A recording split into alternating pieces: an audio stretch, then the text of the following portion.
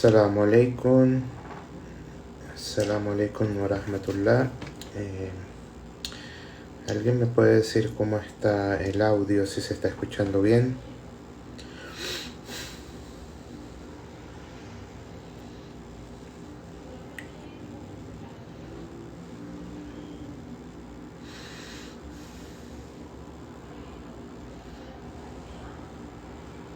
Alaikum salam. ¿Se escucha bien el audio?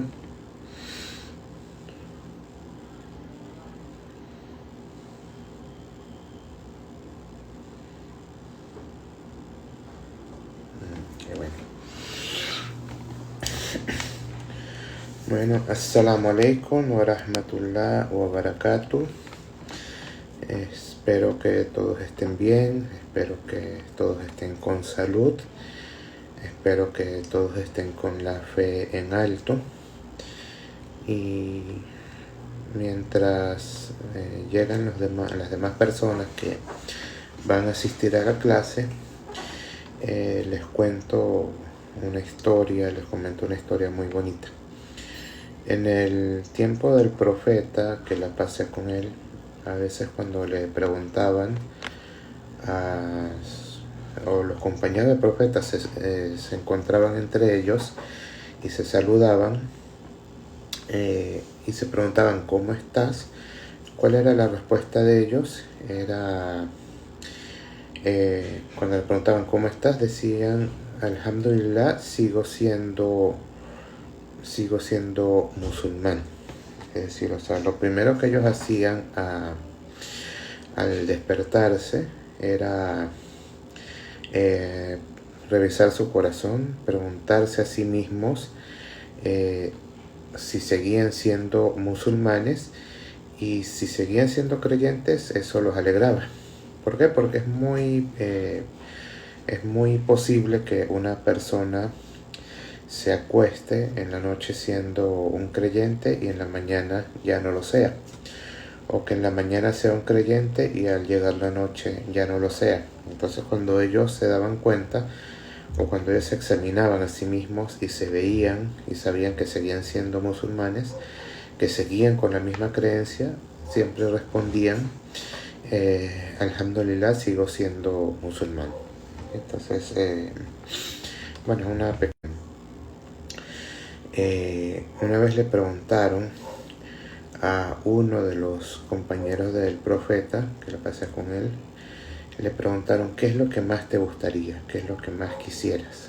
O sea, si tuvieras la oportunidad de elegir una cosa, ¿qué es lo que más te gustaría? Y él respondió: lo que más me gustaría, lo que más quisiera es que Allah me aceptara, aunque sea una de mis oraciones, aunque sea una sola obra, que me la acepte. ¿Por qué? Porque Allah no acepta las obras sino de los temerosos. Entonces, es posible que una persona obre mucho, haga muchas cosas buenas, pero sus obras no sean aceptadas. Entonces, lo que más deseaban ellos era que de todas las obras que ellos hacían, aunque fuera solamente una, fuera aceptada por Allah. Y la última historia que les cuento, la anécdota que les cuento de hoy, es que el primo yerno del profeta, Ali bin Abi Talib, cuando iba a rezar, él hacía el udú al momento para rezar, como todos los musulmanes, y cuando lo hacía, él se ponía pálido, se ponía amarillo, la cara se le empalidecía mucho, y alguien le preguntó ¿por qué cada vez que vas a rezar la cara se te pone pálida, se te pone amarilla? Y él mira a la persona y responde: ¿acaso no sabes al frente de quién me voy a parar? Entonces, esto era un ejemplo de temor a Allah, de alguien que le daba a la oración la importancia que tenía, y sabía que mientras él estaba rezando estaba parado al frente de Allah subhanahu wa ta'ala. Bueno, estas son las anécdotas que les quería contar. Vamos a comenzar nuestra clase de hoy, inshallah, bismillahirrahmanirrahim. La clase pasada vimos el inicio de lo que era el origen de la ciudad de Meca, vimos el origen del pozo de de Zamzam. Vimos cómo se inició esa ciudad, dónde fue que cómo fue que se formó. Uno de los nombres de Macca que se menciona en el Corán, se mencionan dos nombres de Macca. Uno es Bakka con B. Bakka también es uno de los nombres de Macca. Hay personas que dicen que ese nombre está mencionado en las antiguas escrituras. Y otro de los nombres de Macca es Qura. Qura es el plural de Caria. Caria es como pueblo o como pueblo, así como una ciudad pequeña. Entonces Macca era como la madre de las ciudades, por la importancia que tiene. Entonces esos son tres nombres de Macca. Macca al-Mukarrama, el otro es Bakka con B y el otro es Qura. ¿Okay?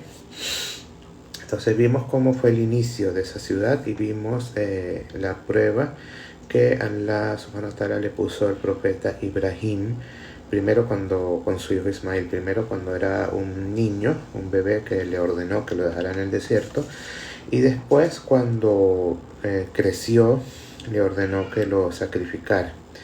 ¿Cómo fue esa revelación? Fue a través de los sueños, donde Ibrahim vio en un sueño que él tenía que sacrificar a su hijo, y él le cuenta el sueño que tuvo, y ese sueño, los sueños de los profetas era parte de la revelación. Ismael, cuando escucha ese sueño, él sabe que era una orden de Allah, y le dice a su padre, haz lo que se te ordene, que inshallah me vas a encontrar entre los pacientes. Entonces después que Ibrahim pasó la prueba, antes de que él degollara a su hijo, Allah desciende un cordero, y ese cordero es sacrificado en vez de Ibrahim. Y en vez de Ismael, perdón. Y desde ese año se celebra Eid al-Adha, o la fiesta del sacrificio, en conmemoración a ese acto. Ahí está el origen de esa fiesta o de esa celebración, el segundo Eid o la segunda fiesta de los musulmanes después de Eid al-Fitr, de la fiesta del final de Ramadán. Para el día de la Eid falta poco tiempo, falta un poquito más de 3 semanas, entre 3 a 4, menos de 4 semanas. Aproximadamente va a ser el 20 de julio. Vamos a tener una charla inshallah exclusiva sobre el día de la Eid y lo que se hace durante ese día. Bueno, después que Ibrahim pasa la prueba y estuvo a punto de sacrificar a su hijo por orden de Allah, es sacrificado el cordero, ellos comienzan a construir o a reconstruir la Kaaba, la casa de Allah, la casa que fue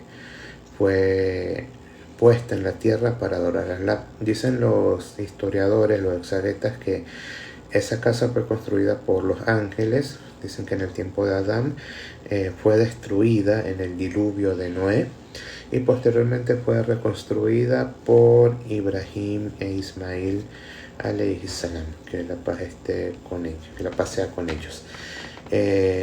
No fue construida como tal, porque Allah dice en el Corán: "Id yarfa Ibrahim o Ismail al-Qawaida min al-Bayt", cuando Ismail e Ibrahim levantaron las bases de la casa. Ellos fueron construyendo la casa bloque por bloque, fueron levantándola hasta que la fueron terminando. Cuando la terminan, ellos le piden a Allah que le acepte sus obras y que les enviara a la gente de Macca un mensajero de entre ellos mismos que les recitara o que les leyera los preceptos de Dios. Y le pidieron a Allah que se las aceptara, y Allah les aceptó esa obra. Ibrahim construyó 2 templos para adorar a Allah, uno con su hijo Ismael, que es el que está en Macca, y el otro, el que está en Palestina, en Jerusalén, que es Al-Aqsa. Ese la construyó con su otro hijo, Isaac. ¿Okay? Entonces, ¿cómo supieron dónde construir la Kaaba? ¿Cómo empezar a construirla? Como saben, la mayoría conoce la historia. Allah hizo descender una piedra desde el cielo que cayó en el lugar donde tenía que ser construida la Kaaba. Era una piedra blanca, blanca como la leche o como la nieve, que posteriormente se fue poniendo negra por los pecados de la humanidad. Pero vean la certeza con la que esa piedra desciende desde quién sabe qué lugar tan lejano, cuánto tuvo que viajar esa piedra. Estuvo viajando y cayó en el lugar exacto donde estaba la construcción antes. Vean el poder de Allah, vean el conocimiento de Allah y cómo el decreto de Allah se cumple. O sea, esa piedra pudo haber viajado millones y millones de kilómetros, pero aterrizó en el lugar exacto donde estaba la Kaaba construida. Ningún aparato o algo o cualquier cosa hecha por el hombre tendría la capacidad de viajar tanto tiempo y tantos kilómetros y ser tan precisa. Pero son signos que solamente pocas personas analizan, o pocas personas, o sea, solamente los creyentes son los que analizan este tipo de detalles que demuestran el conocimiento y el poder de Allah. Cuando cae la piedra, ellos reconstruyen la Kaaba, le piden a Allah que le acepte ese llamado, y luego de que la casa está construida, Allah le ordena a Ibrahim una cosa, le ordena al profeta Abraham o Ibrahim, como se sienta más cómodo diciéndolo.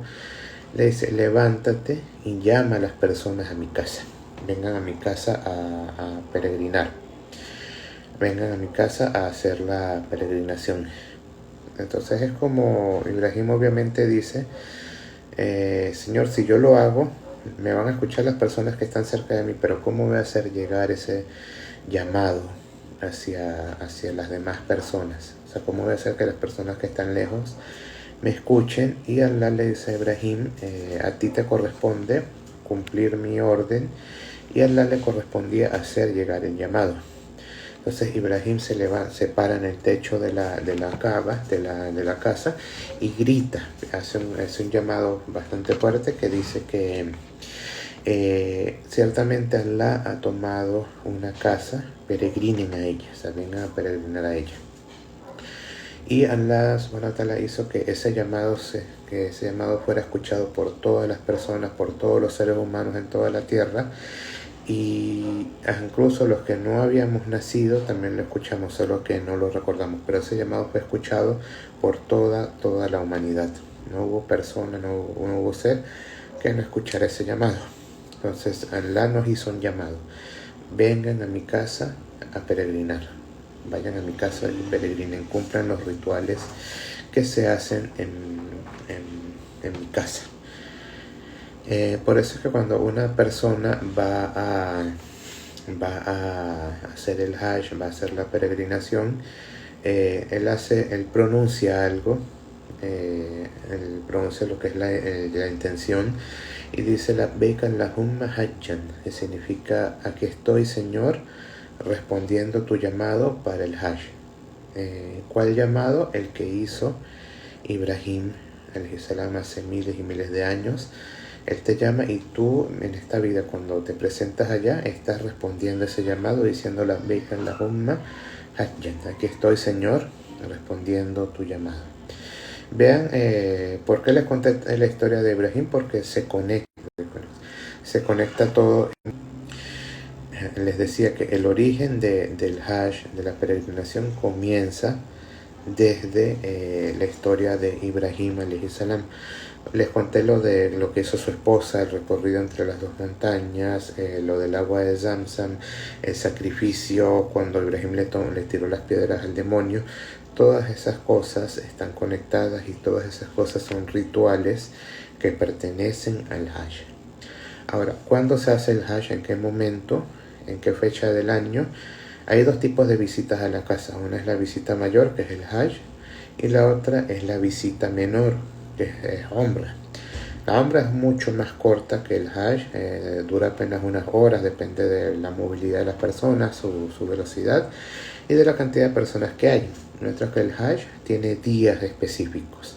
El Hajj se hace todos los años desde el día 8 del mes 12.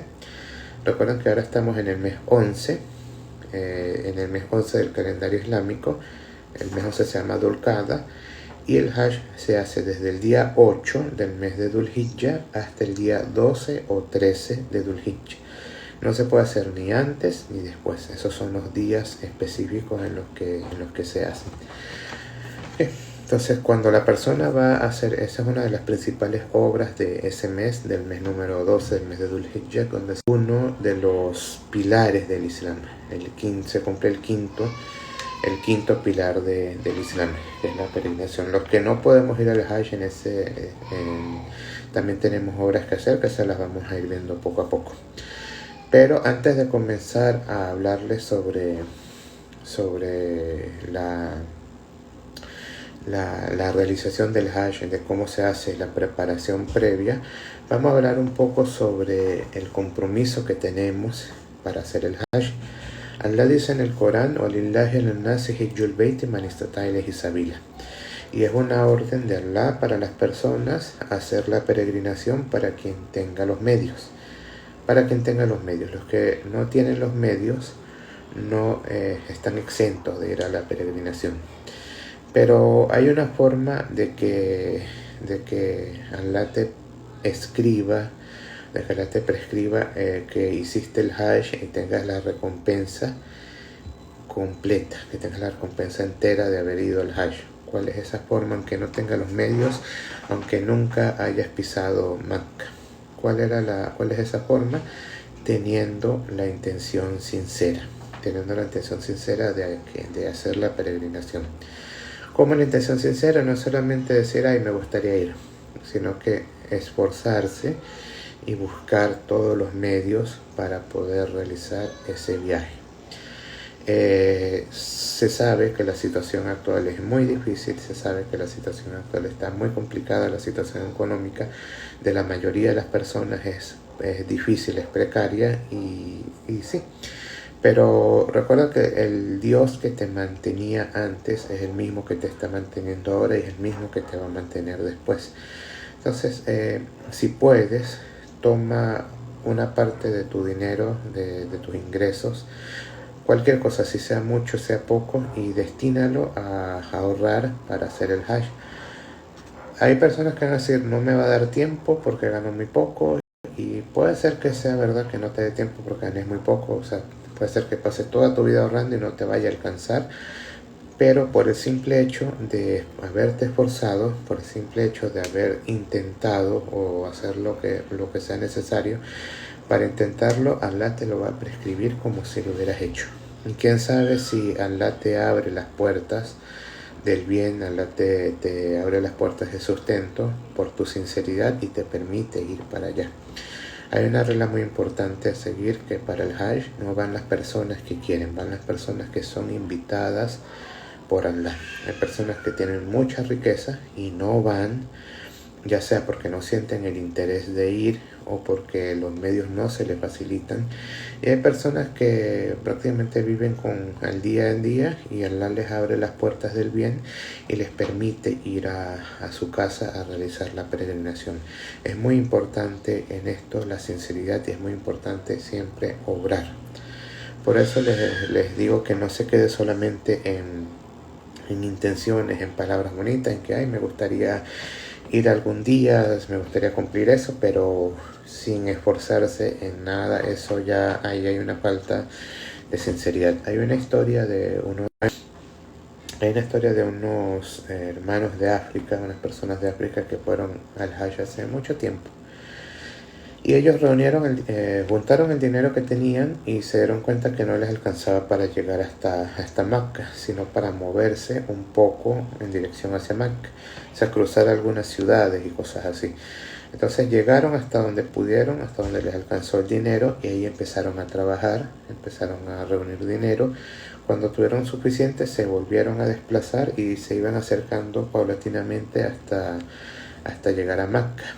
O sea, fueron así acercándose cada vez más y más y más, hasta que al fin, después de tanto tiempo, pudieron llegar a Mecca y hacer la peregrinación. ¿Cuánto tiempo pasó? Desde que salieron de su casa hasta que llegaron a Mecca e hicieron la peregrinación? Pasaron 30 años. Fueron 30 años que duró ese viaje, desde la salida de su casa hasta que pudieron ir al Hajj. Para ellos no era obligatorio porque no tenían los medios, ellos lo hicieron de forma voluntaria, pero vean la fuerza, vean la sinceridad que ellos tenían y el esfuerzo que tuvieron que hacer para poder cumplir con este quinto pilar del Islam. O sea, fue una lucha con esfuerzo, pero todo lo hicieron por Allah subhanahu wa ta'ala, vivieron su vida o una parte importante de su vida en obediencia, porque desde el momento en que ellos salían de su casa hasta el momento en que llegaron allá e hicieron la peregrinación, se contaba como si estuvieran adorando a Allah día y noche. Entonces cumplieron la orden de Allah y cumplieron el dicho o la ayah que Allah dice en el Corán, que ciertamente mi vida, mi esfuerzo y mi muerte son para Allah, el Señor de los mundos. Entonces ellos dedicaron su vida a la adoración. Haz lo mismo tú, no, aunque como te dije, aunque tal vez creas que no te va a alcanzar el dinero, que no te va a alcanzar la vida para costear el viaje, pero no te presentes ante Allah sin haberlo intentado, sin haber intentado ahorrar, sin haber destinado una parte de tu dinero para eso. Y créeme que es el mejor viaje que puedes hacer en tu vida y la recompensa es muy muy grande.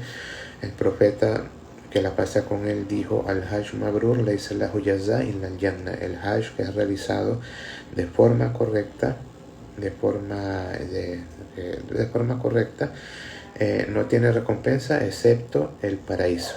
Y hay personas que van al Hajj y como dijo el profeta, que la pasé con él, regresan a sus casas como el día en que fueron dados, el día en que salieron del vientre de sus madres, es decir, sin pecados. Si pudiéramos ver con nuestros ojos la recompensa, si pudiéramos ver cómo nuestros pecados empiezan a ser borrados, todas las cosas malas que hicimos, las personas harían hasta lo imposible por hacer ese viaje. Como no lo podemos ver, es algo que nos limita o que no nos incentiva, por así decirlo. Pero lo estoy repitiendo, pero es importante. No te vayas a presentar ante Allah subhanahu wa ta'ala en el día del juicio sin que por lo menos le hayas podido decir: Señor, yo lo intenté, ahorré lo que pude, destiné el dinero que pude para hacer el viaje, pero no me alcanzó. Es muy diferente eso a presentarte ante Allah y sin haber tenido nunca la intención sincera de haber hecho la peregrinación. Una vez un profesor puso un ejemplo y nos dijo: si en una rama, a ver si alguien responde de los que está escuchando la clase, si en una rama de un árbol hay 5 pájaros y uno decide volar, ¿cuántos quedan? A ver quién responde. Ahora pregunta nuevamente: en una rama de un árbol hay 5 pájaros y uno decide volar, ¿cuántos pájaros quedan? A ver quién responde, quién sabe sumar o restar.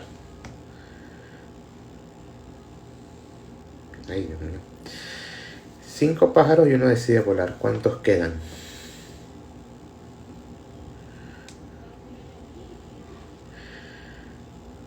Bueno, voy a esperar.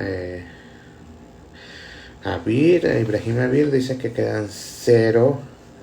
Andrea dice que quedan 5. No todos pueden entrar. La respuesta correcta es la de quedan 5, porque decidir volar no es volar. No dice que uno voló, sino que decidió volar. Yo puedo decidir volar, yo puedo decidir hacer tal cosa, pero si no lo hago, si no inicio, no se considera que lo haya hecho. Entonces, de la misma forma, si te vas a presentar ante Allah diciendo: yo quería ir al Hajj, pero nunca hiciste nada por ir, entonces no se considera que hiciste lo necesario para haber ido. Y hacer el Hajj es tan importante, es tan digamos, tiene una seriedad tan grande que cuando Omar ibn al-Khattab, que Allah se complazca de él, era el jalifa, y él mandaba a cobrar el zakat en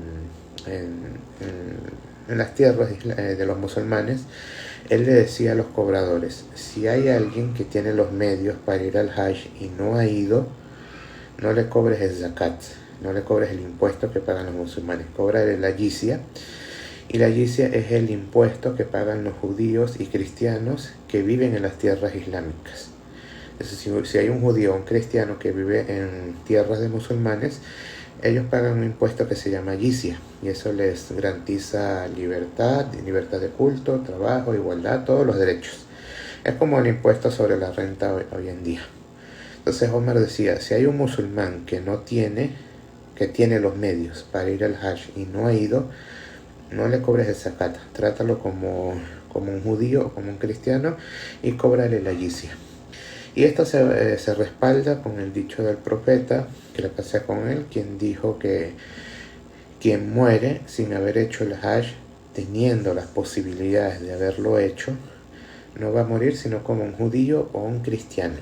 Es decir, si esa persona muere y habiendo tenido la posibilidad de ir al Hajj y no fue por negligencia o no intentó ir, va a morir es como un judío o como un cristiano, pero no como un musulmán. ¿Por qué? Porque este es uno de los pilares del Islam. No sé si tienen alguna pregunta de lo que hemos visto hasta ahora. Ya hemos visto cómo se hizo el llamado, qué es lo que dice la persona cuando va a hacer el Hajj. Aquí estoy, Señor, respondiendo a tu llamado. El llamado que hizo el profeta Abraham cuando Allah se lo ordenó. La próxima clase, inshallah, vamos a empezar a ver cómo se hace la peregrinación, cómo es el proceso de preparación, para ir al Hajj, cómo se prepara una persona para la peregrinación y las actividades o los rituales que se van haciendo día tras día. Y hasta terminar el mes. También vamos a ver qué podemos hacer nosotros, los que no podemos ir al Hajj, cómo podemos compartir la recompensa que hay en esos días. En esos días hay una recompensa muy muy grande, hay obras que son muy muy grandes, muy importantes. Incluso hay un día los días del Hajj donde es el día del año en el que más personas liberan su cuello del infierno. Ese es uno de los días del Hajj. También cuál es la súplica más importante que decir. Y vamos a ir respondiendo algunas preguntas sobre la peregrinación. O sea, algunas dudas, por ejemplo, asuntos femeninos. ¿Qué pasa cuando una mujer tiene el periodo y está en el tiempo del Hajj o cosas así? ¿Okay? Si alguien tiene alguna pregunta o duda, voy a esperar unos minutos, unos segundos mejor dicho, si no, nos vemos la próxima clase, inshallah. Yo sí les voy a dejar una pregunta en el aire, a ver si alguien puede traer la respuesta para la clase que viene. La pregunta es, hay una obra que si la hago todos los días, voy a tener la recompensa como si hubiera hecho el Hajj. Y es algo que puedo hacer en mi casa. No tengo que salir, no tengo que ir a ninguna parte. Hay una obra que si la hago, puedo, si la hago, tengo la recompensa del Hajj, la recompensa completa del Hajj. ¿Cuál es esa obra? ¿Okay? Esa queda como tarea para la semana que viene. Si alguien tiene alguna duda, pregunta, voy a esperar un minuto. Si no, me despido y nos vemos la próxima clase, inshallah. Seguimos con la preparación para el mes número 12.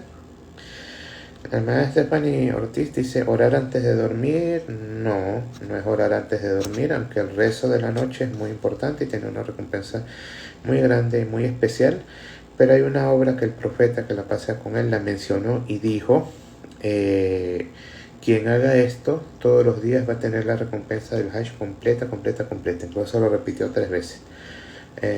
Tamasa completa. ¿Al Hajj o al hombre? No, al Hajj. Es la recompensa del Hajj.